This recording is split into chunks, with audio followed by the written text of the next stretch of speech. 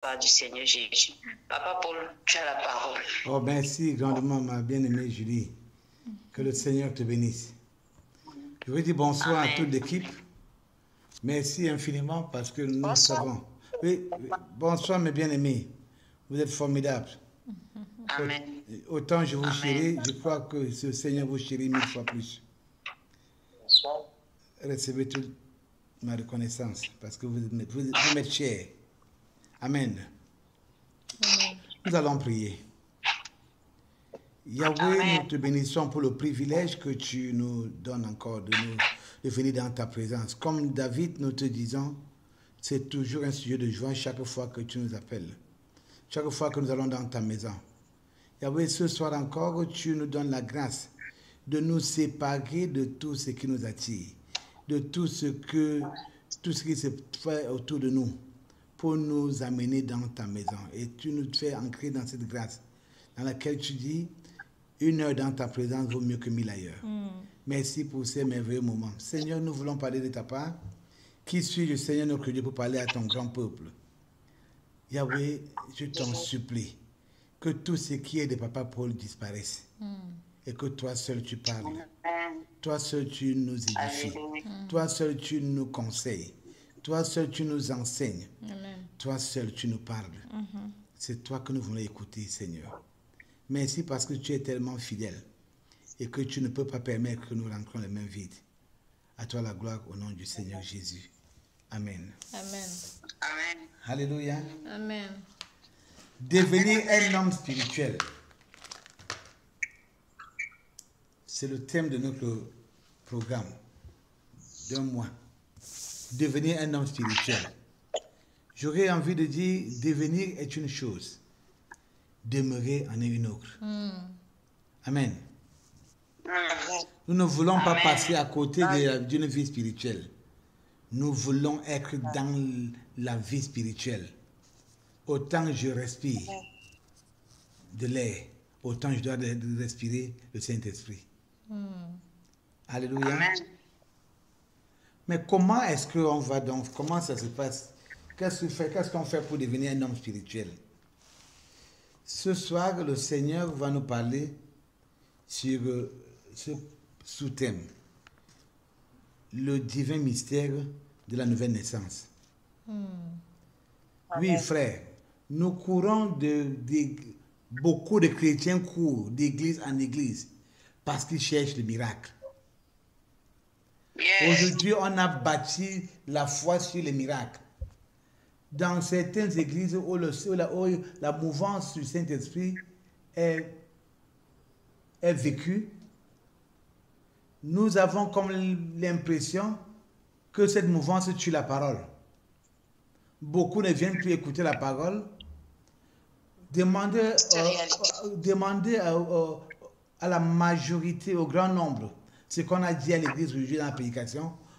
Je dis encore, beaucoup ne sauront même pas. Mais si vous leur posez la question à celle de savoir comment X a manifesté, comment Y a manifesté, ils vont vouloir rester dans les détails. Que tu aies reçu une parole de prophétie, que tu aies reçu une parole de connaissance, que tu aies été délivré, s'il n'y a pas la parole pour la maintenir, cette délivrance-là peut te créer plutôt des problèmes. Nous parlons ce soir du mystère divin. Ce mystère qui est caché dans la nouvelle naissance. Alors, la Bible nous dit dans le livre de Marc, au chapitre 1, versets 14 à 15, nous parle du commencement du ministère de notre Seigneur Jésus. Il a commencé en Galilée, prêchant et disant, le temps est accompli. Le temps est accompli et le royaume des cieux s'est approché de vous. Repentez-vous et croyez à la bonne nouvelle. Oui, ce message demeure encore aujourd'hui. Matthieu chapitre 28, verset 19 à 20. Matthieu 28, verset 19 à 20 nous parle de la grande commission. Allez et faites de toutes les nations des disciples, les baptisant au nom du Père, du Fils et du Saint-Esprit, et enseignez-leur à observer ce que je vous ai prescrit. Et voici, je suis avec vous tous les jours jusqu'à la fin du monde. Oui, cette grande commission qui nous envoie faire de toutes les nations des disciples, nous envoie uniquement dire au monde entier, le temps est accompli, le royaume des cieux s'est approché de vous. C'est le message à prêcher partout. Oui, frère, le message du salut en Jésus-Christ. Tous ceux qui croient, comme nous le voyons dans Jean 1, chapitre 1, verset 12 à 13, là il est écrit que ceux qui croient, ceux qui ont reçu le Seigneur Jésus, à ceux qui l'ont reçu, le Seigneur notre Dieu leur donne le pouvoir de devenir enfants de Dieu. Écoute, notre part, c'est de recevoir le message du salut. Devenir enfant de Dieu n'est plus notre part. Le Seigneur nous donne ce pouvoir. Quel pouvoir est-ce qu'il nous donne? Ce pouvoir est d'ordre divin. Selon que Jean chapitre 1, verset 1 nous dit, au commencement était la parole, et la parole était avec Dieu, et la parole était Dieu.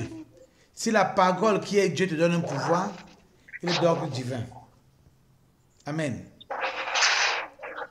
Oui, nous le récitons chaque jour. Nous récitons cette parole chaque jour. Mais je voudrais encore nous dire, quand on reçoit Jésus, il n'est pas physique. Oui. Qu'est-ce que Jésus est devenu quand il est monté au ciel? Un homme physique que je peux toucher? Je ne pense pas. Il nous a dit en Jean 4, verset 24, que Dieu est esprit. Il faut que ceux qui l'adorent, l'adorent en esprit et en vérité. Dieu est esprit, grand E. Dieu est esprit, grand E. Il faut que ceux qui l'adorent, l'adorent en esprit, petit E, et en vérité. Frère, qu'est-ce que cela veut donc dire? Comment est-ce qu'il veut l'adorer en esprit? C'est quoi dans ce petit esprit? J'ose croire, selon Romains chapitre 8,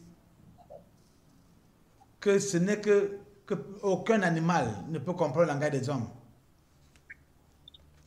C'est parce que ce n'est que ceux qui ont l'esprit de l'homme qui peuvent comprendre ce langage-là. Ma vraie personne, c'est mon esprit. Si on me coupait les mains, je n'aurais plus de mains. Si on me perçait les yeux, je ne verrais plus. Si on me coupait la langue, je ne parlerais plus. Si on me coupait les pieds, je ne marcherais plus. Je voudrais dire, si on m'amputait tous les 4 membres, j'existerai toujours. Parce que mon esprit est en moi.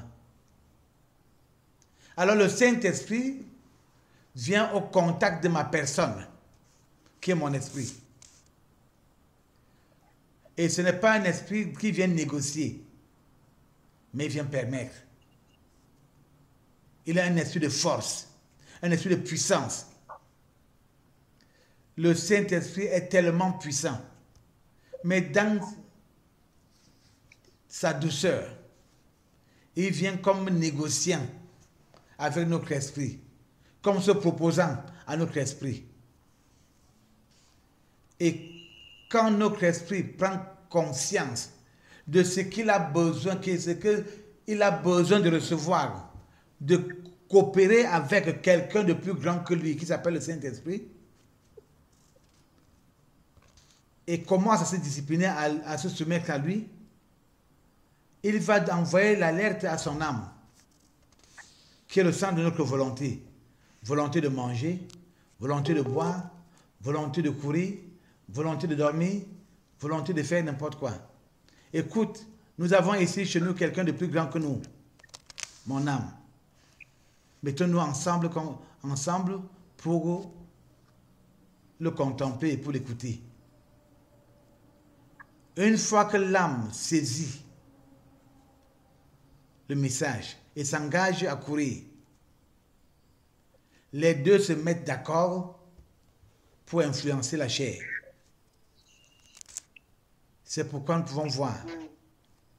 Romains nous dit, Romains chapitre 8, que je vous invite à lire.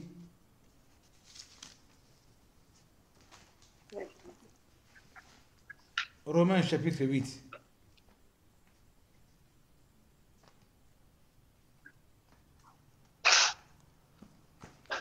À partir du verset 5.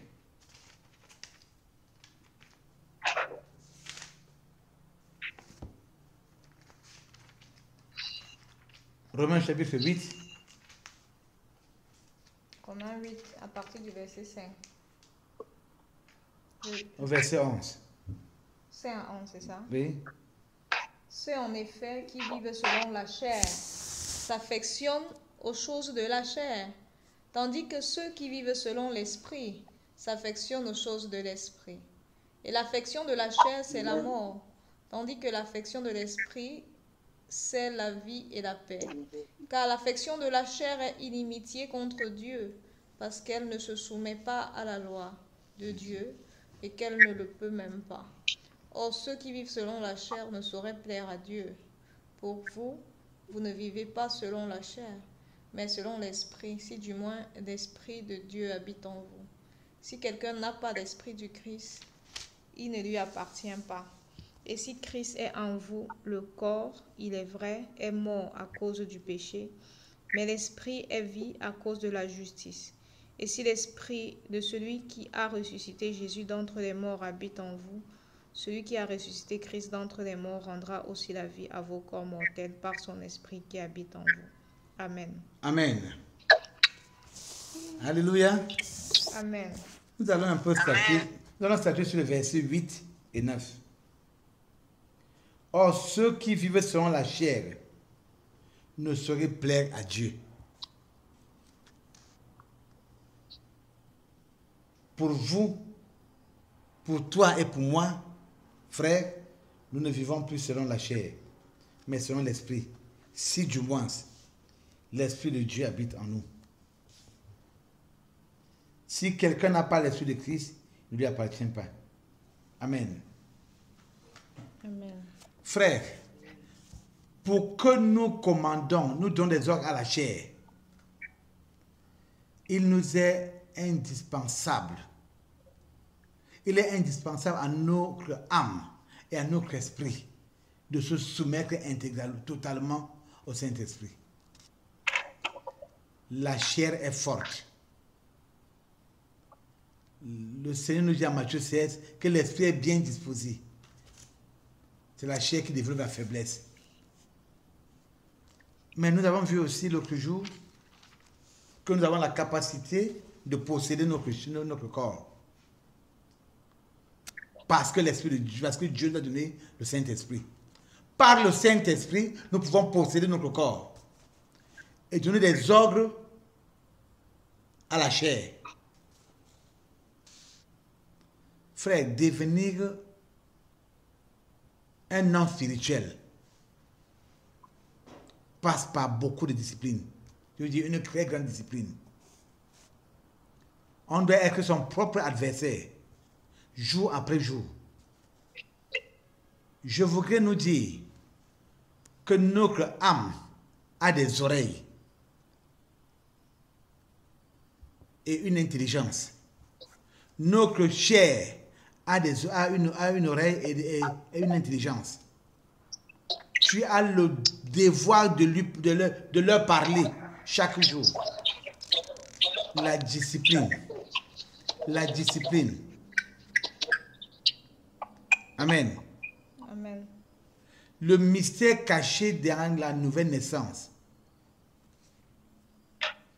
c'est simplement le Saint-Esprit qui vient au contact de ton esprit, l'aider à tenir sa chair captive pour que nous devenions des hommes spirituels. Et quand l'Esprit de Dieu est grandement en toi, tu deviens immédiatement un homme surnaturel, un homme spirituel. Tu commences à ne plus te comprendre. Tu commences à faire des choses que quelques jours plus tôt, tu n'étais pas capable de faire. Allez demander à Zachée pourquoi est-ce qu'il s'est repenti et donné et remboursé 4 fois ce qu'il devait aux gens. Oui, frère. Quand le Saint-Esprit vient dans une vie, la personne devient abnormale. Tu as envie de devenir un homme spirituel, c'est vrai. Peut-être toi, tu l'es déjà. Et tu voudrais que du jour au lendemain, tu deviens plus fort. Ce n'est pas un mauvais désir. C'est une bonne aspiration. Désirer devenir un homme spirituel est quelque chose de bien. Frère, la foi, c'est le travail. La foi, c'est la discipline. Tu ne peux pas devenir un homme spirituel sans aspirer à la grandeur spirituelle. Le Saint-Esprit n'est pas un esprit de timidité. Il est un esprit de force, par lequel nous crions Abba Père. Mon frère, ma soeur, je sais que je n'ai rien dit de nouveau, que tu n'es encore entendu, mais je crois que le Saint-Esprit ce soir est venu nous dire que nous devons revoir notre façon de marcher avec lui. Il n'est pas l'homme qu'on consulte de temps en temps. Il est celui qui vient pour gouverner. Il est celui qui vient pour commander. Il est celui qui vient pour que nous dépendons de lui tous les jours et en tout temps. Un homme spirituel pose toujours la question au Saint-Esprit. Est-ce que tu es d'accord avec mes décisions? Est-ce que tu es d'accord avec ce que je veux faire? Est-ce que tu es d'accord avec ce que je mange? Est-ce que tu es d'accord avec ce que je bois? Est-ce que tu es même d'accord avec ce que je lis? Je peux nous assurer. C'est vrai, hier était dimanche. Si je demande à chacun de nous, est-ce que tu étais à l'église? Chacun dira oui. J'étais à l'église. Qu'est-ce que tu poses comme ça comme question? Mais je peux nous assurer. Si nous avions demandé la permission au Saint-Esprit, s'il nous fallait aller à l'église ou pas, je crois que quelques-uns parmi nous seraient plutôt commissionnés. Le Saint-Esprit l'aurait envoyé ailleurs. Il est tellement jaloux. Le Saint-Esprit est jaloux.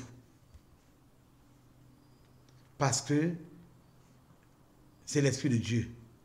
Oui, Exode me dit que Dieu s'appelle le jaloux. Exode 34. Mon frère, nous pouvons croire être des hommes spirituels.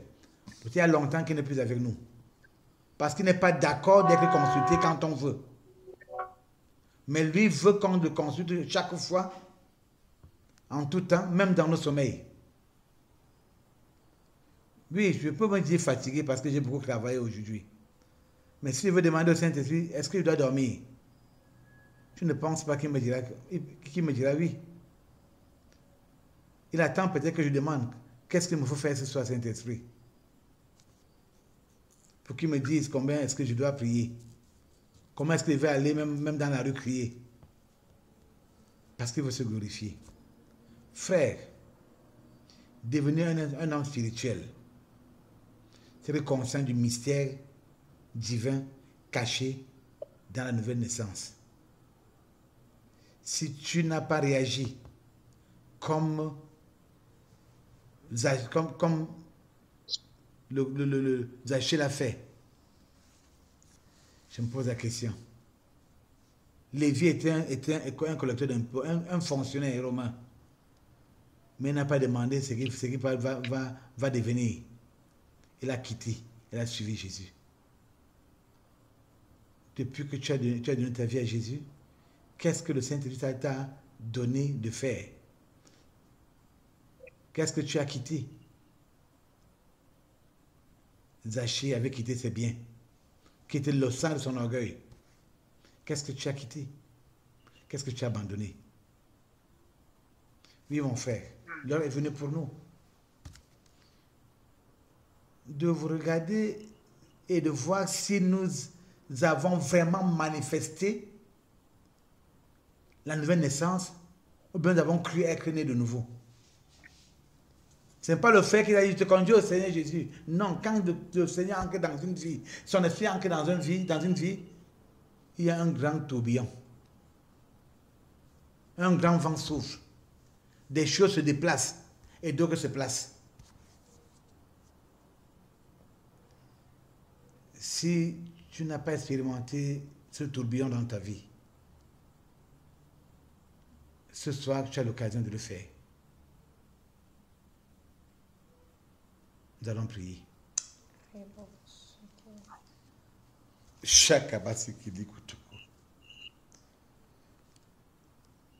Seigneur, nous te bénissons encore ce matin, ce soir, pour le mystère caché derrière la nouvelle naissance. Nous avons chanté que nous sommes nés de nouveau. Oui, Seigneur. Nous avons cru être nés de nouveau. Yahweh, tu ne peux pas entrer dans une vie Saint-Esprit, dans toute ta puissance, et que cette vie demeure telle qu'elle était hier. Saint-Esprit, c'est que cette personne a reçu autre chose par toi. Quand tu entres dans une vie, il y a une tornade qui apparaît. Il y a un grand vent qui fait son entrée. Des choses se déplacent. Et de nouvelles choses prennent place. Nous voulons devenir des hommes spirituels. S'il te plaît, Saint-Esprit, rappelle-nous combien est-ce que nous t'avons négligé. Combien est-ce que tu as désiré prendre la place qu'il te faut et que nous t'avons bloqué, fermé la porte. Nous t'avons mis des barrières. S'il te plaît, Saint-Esprit, conduis-nous dans la repentance ce soir. Nous nous sommes trompés. Nous avons cru être ce que nous sommes, ce que nous voulons être. Pourtant, tu nous attends ailleurs. S'il te plaît, Seigneur, enseigne-nous, amène-nous à la repentance. Au nom de Jésus, notre Seigneur et Sauveur. Amen. Amen. J'aimerais que nous élevons nos voix et que nous demandons pardon à Dieu pour avoir mis des barrières empêchant le Saint-Esprit de se mouvoir dans nos vies. Je suis certain que chacun de nous sait que son niveau spirituel est de loin ce que Dieu attendait, ce qui devait être aujourd'hui. Élevons nos voix, implorant le pardon de Dieu. Nous prions. Seigneur, ce soir encore, nous te demandons pardon pour t'avoir mis des barrières dans nos vies. Nous t'avons volontairement empêché d'atteindre certaines proportions dans nos vies. Nous avons protégé même ce que nous appelons péché mignon. Pourtant, tu es venu pour le dégager. Seigneur, nous avons donné de la valeur aux choses qui nous détruisent. Nous t'avons mis des barrières, Seigneur. Nous avons donné des raisons, des raisonnements sans sens, t'empêchant d'accomplir ce pourquoi tu nous as appelés. Tu ne fais rien pour rien, Seigneur. Ce soir, nous te demandons pardon. S'il te plaît, Yahweh, au nom du Seigneur Jésus, nous avons prié. Amen. Amen. Est-ce que quelqu'un peut dire au Saint-Esprit, ce soir, viens et envahis ma vie? Je veux devenir un homme spirituel. Je te livre toute ma vie. Quelqu'un est-il prêt à dire cela au Saint-Esprit ce soir? Élevons nos voix et prions. Shakaraka baba baba. Zokotoko shekekekeba. Zokorokotoko yakba sekili kotoko. Kayaba sekili kataka. Oh Saint-Esprit de Dieu, dans toute ta puissance, viens envahir ma vie. Longtemps, je t'ai mis des barrières. Mais ce soir, je m'abandonne. Je m'abandonne à toi, Saint-Esprit. Alléluia. Viens te mouvoir dans tous les domaines de ma vie. Oh Saint-Esprit, envahis mon intelligence. Oh Saint-Esprit, envahis mes pensées. Yes, Lord. Oh Saint-Esprit, envahis mon cœur. Envahis mon âme. Envahis mon esprit. Envahis ma chair. Tu as dit que tu me donnes la capacité, Saint-Esprit, de dominer, de commander ma chair. S'il te plaît, Saint-Esprit, envahis tout mon être au nom du Seigneur Jésus. Amen. Amen. Nous allons clôturer par cette déclaration.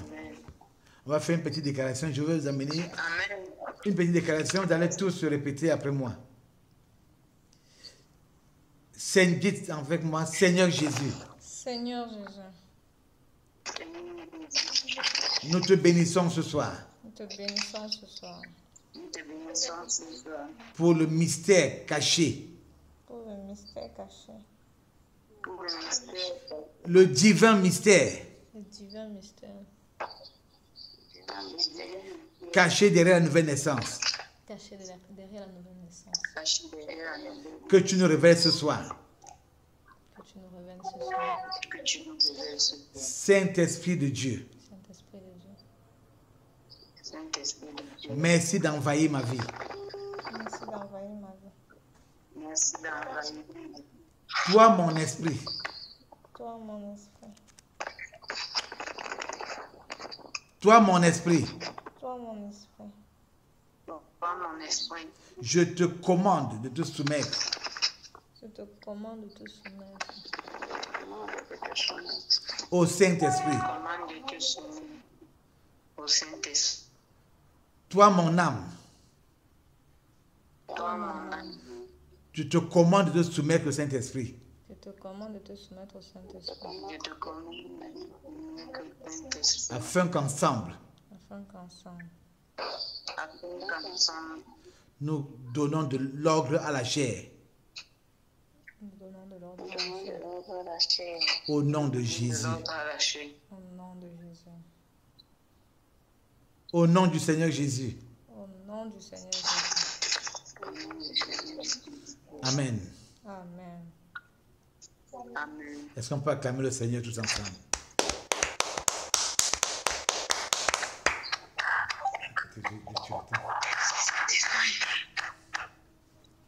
Amen. Alléluia. Amen. Julie, over to you.